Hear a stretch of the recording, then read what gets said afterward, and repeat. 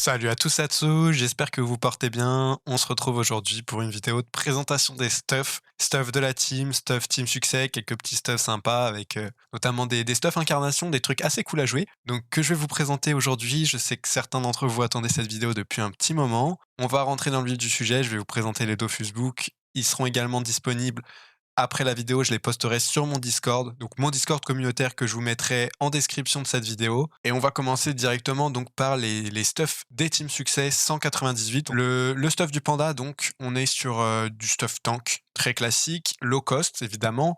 Alors il y a un petit Dofus ivoire que vous pouvez bien évidemment remplacer. L'émeraude en revanche est plus important. L'ivoire c'est vraiment on va dire du luxe, histoire d'avoir un beau petit 50% haul.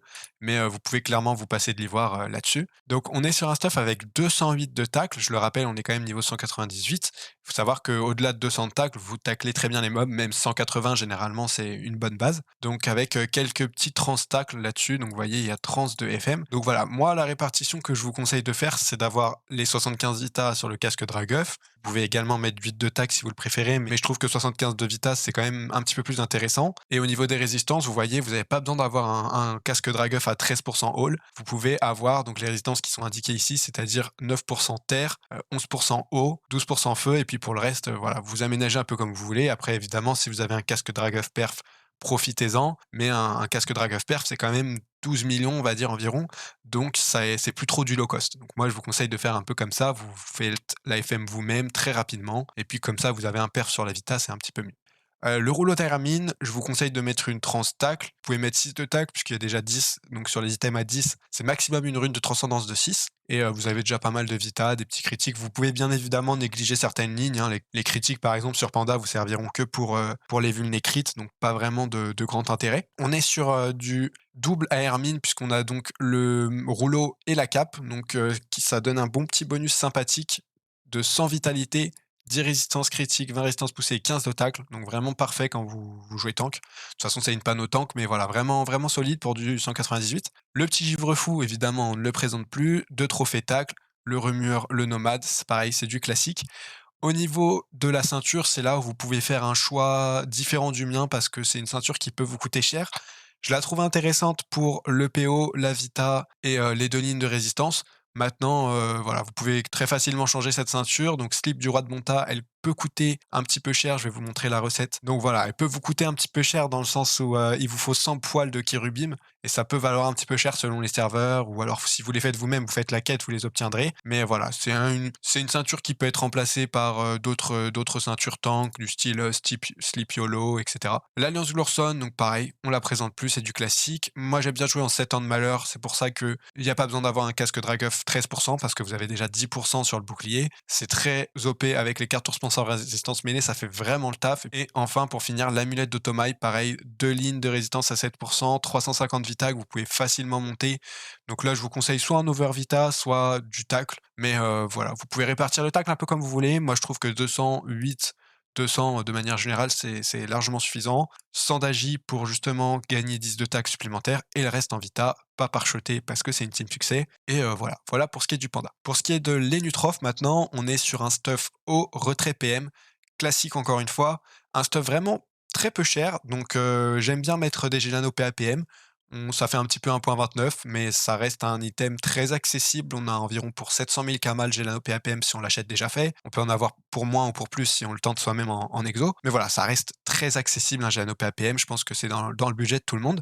Donc 700 000 Kama sur cet exo, il n'y a pas d'exo sinon en PA. Toujours le classique remueur nomade, ça fait le taf. Donc là, j'ai mis full trophée retrait PM, mais vous pouvez évidemment mettre un trophée sans de chance qui peut être pas mal selon les donjons. De temps en temps, vous pouvez mettre un trophée initiative si vous voulez monter par-dessus le panda. Donc on a une petite coiffe au givol. C'est assez sympathique comme item, je trouve. 62 stats avec du retrait PM de l'initiative. Une invocation sur Enu, c'est très solide. Entre le sac animé, l'appel, le coffre, etc. Ça peut être intéressant. L'appel Dorado, pareil, c'est très sympathique. En fait, tous les items, j'ai vraiment essayé d'avoir à la fois de la chance et du retrait PM. Le but, c'est pas non plus d'être 100% retrait PM parce que vous allez taper 0, mais c'est pas non plus d'être full haut parce que l'intérêt de l'ENU dans la team success, c'est aussi d'avoir du retrait PM. Ça permet de counter pas mal de mécaniques de donjon. Donc voilà, on est sur, des petits items sympathiques, pelle Dorado, la cape matelassée pour le PA, c'est très pratique. Moi, je les 4 retraits PM, histoire de vraiment avoir, du retrait PM solide. Ça me permet de, voilà, de retirer un petit trophée à 12 pour mettre 100 de chance et d'avoir toujours 200 de retrait PM. Globalement, je vous conseille d'en avoir 180, un petit peu comme le tacle. 180, c'est une bonne référence, je trouve, pour le retrait PM. Je joue avec un Léopardo, donc là, ça peut vous coûter cher si vous n'avez pas le budget pour monter le familier avec des croquettes. Je vous conseillerais de jouer en Volcorn turquoise, qui permet également d'avoir, donc un PA, du retrait PM. Vous pouvez donc, changer avec le remueur. Ensuite, double item de la panneau Picopli, qui donne un petit bonus sympathique de 32 chances, 1 PO et 5 retraits PM. Donc double item, c'est pareil, c'est, PM, PO, donc très bonne panneau, je trouve pour Enu au retrait PM. La ceinture, encore une fois, comme le panda, c'est un choix que vous pouvez changer sur ce stuff-ci. Moi, j'aime bien la ceinture velours céleste parce que sur ce stuff, vous allez avoir 6 PO sans exo PO et donc c'est hyper solide, je trouve, sur Enutrof parce que tous vos sorts sont avec PO variable. Donc la maladresse, l'appel de jugement, les lancers de pièces, et cetera. Donc 6 PO, c'est vraiment très solide et puis en plus de ça, vous avez quand même 42 chances, 42 sagesse, 5 de retrait PM et 10 dommages haut, donc c'est top, je trouve. Le bouclier cubiste, là, bah, il y a pas mieux, je trouve, sur Enu, à ce niveau-là. Vous pouvez évidemment le trans sans vitalité, mais l'Enu sera de toute façon une chips dans la team, c'est celui qui a le moins de points de vie, vous voyez 3435. Et pour la répartition des stats, je vous conseille de faire un peu comme cela, donc 200 en chance, 100 en sagesse, histoire de gagner 10 retraits PM supplémentaires et le reste en vitalité. Donc voilà pour ce qui est de l'Enu. Pour l'Helio, maintenant, on est sur du R classique. Donc là, on a un bon petit stuff qui est vraiment sympathique, zéro exo, même pas un petit gène au PAPM. On va se débrouiller avec les items qui donnent des PA et des PM, donc notamment le Karnak, qui est une épée très sympathique de niveau 158, donc vous pouvez équiper sans souci. Vous avez également donc la cape matelassée comme les nus, mais cette fois-ci vous allez chercher un jet R. On a donc le PM sur l'épée, le PA sur la cape. On a les pantoufles aimars qui vont donner également PA-PM, très solide, et vous arrivez comme ça facilement à un 11-6 sans exo. Donc en plus de ça, on a une coiffe Alistair qui est vraiment super solide, 100 de stats, c'est énorme. De toute façon, les items R sont vraiment solides, je trouve. Le double panneau ici, il est sur Alistair, donc avec l'anneau, qui va nous donner 20 d'agilité et 1 PO. Le PO est pas non plus incroyable sur Helio, mais ça peut faire la différence de temps en temps. Il y a quelques sorts du style thérapie qui peuvent changer. Essentiellement, c'est sur ce sort-là que ça va faire la différence. Mais voilà, double item Alistair, de toute façon, même si le bonus panneau est pas non plus incroyable, ça reste très solide en termes d'items. Je veux dire, vous avez 100 d'agi ici, 75 plus 20 du coup. Le pendentif photon que je joue en amulette, pareil, je trouve que c'est une bonne amulette, 50 agi et 25 de puissance, donc c'est comme si vous en aviez 75.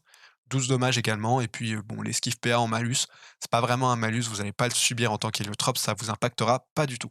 J'aime bien jouer en 4 feuilles, même si j'ai pas de critique sur ce stuff, puisque de toute façon, vous pouvez pas mettre de Stalag au niveau 198. Vous pouvez éventuellement mettre un bivalve, ça peut faire le taf, mais voilà, moi j'aime bien le 4 feuilles parce que je trouve que voilà, 30 puissance, ça reste quand même intéressant, et puis des critiques, même si vous n'êtes pas d'ocrit, voilà, j'ai quand même 22 d'ocrit, c'est un petit peu ridicule, mais ça peut faire la différence, si vous faites un petit crit, même si vous n'avez pas de tutu dans le mode. Donc voilà, ça c'est pour ce qui est de l'Helio, 300 de stats, 390 en vita.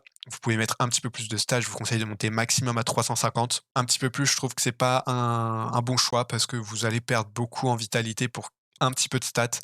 Et puis voilà, pour ce qui est des trophées, là on joue vraiment bourrin, 100 agi, 60 agi, 82 puissance plus le pourpre. Et évidemment le remueur et le nomade. Pareil pour ce qui est du familier, vous pouvez changer facilement avec une drago d'Inde, vous pouvez changer facilement avec un Montillier également, les Montilliers 140 de stats. Vous pouvez faire comme vous le souhaitez. Moi, j'aime bien les blaireaux doudous, les familiers, parce que ça vous permet d'accéder aux zones sous-marines, style le donjon d'Antinéa, etc.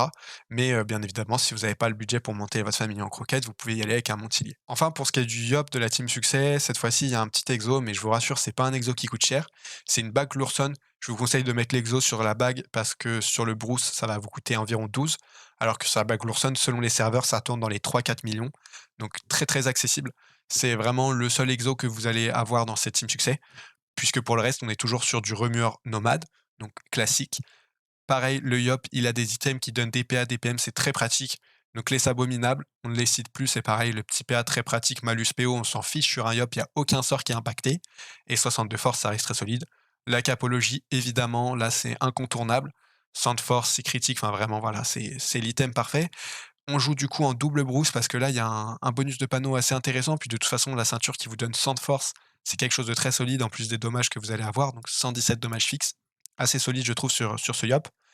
Le casque de Mrs Freeze pour la force et la puissance, ça peut paraître peu, pareil 40 de force comme ça sur un item, mais c'est comme si vous aviez, 80 de force au total. Donc voilà, je trouve que c'est un bon truc. Vous pouvez également jouer en double Mrs Freeze, mais c'est moins opti. Et puis évidemment l'épée carry, très solide, 75 de puissance, ça donne de la vitalité, donc votre shop il atteint tout pile les 4000. Et puis, de toute façon c'est un item solide. Alors vous pouvez mettre la béchasse évidemment, d'autres trucs comme ça, mais je trouve que l'épée carry est un petit peu sous-coté, on l'oublie parfois ce cas qui est pourtant très solide. Au niveau de la répartition des stats, du coup, on atteint 1105 de force, donc là, cette fois-ci, vous voyez, j'ai mis 325, contrairement à l'Hélio, j'avais mis 300. Pareil pour ce qui est du familier, vous pouvez changer avec un Montilier, et puis pour les trophées, le remueur nomade, le petit pourpre, et cetera. Et au niveau de l'initiative, c'est parfait parce que du coup, votre job va jouer dernier. Donc voilà, c'est vraiment ces stuffs-là low cost. Évidemment, si vous avez des ocres, des vulbis, vous remplacez Rumeur Nomade. Donc voilà pour ce qui est de la Team Success 198. Ce que je vais finalement faire pour pas vous sortir une vidéo trop longue, parce que là, ça fait déjà une dizaine de minutes, je vais publier donc cette vidéo Team Success 198 et dans les jours à venir, je vous sortirai une vidéo sur les stuffs niveau 200, moins low cost cette fois-ci, ça sera vraiment des stuffs 200 optimisés et j'en profiterai pour vous présenter également par la même occasion des stuffs niveau 200, que ce soit par exemple des stuffs R retrait PM, des stuffs assez fun en incarnation. Donc voilà, on va faire comme ça. Je voudrais pas vous sortir une vidéo trop longue. J'espère que celle-ci vous aura plu et je vous dis à très bientôt pour la suite des stuffs. C'était Atsu. Ciao.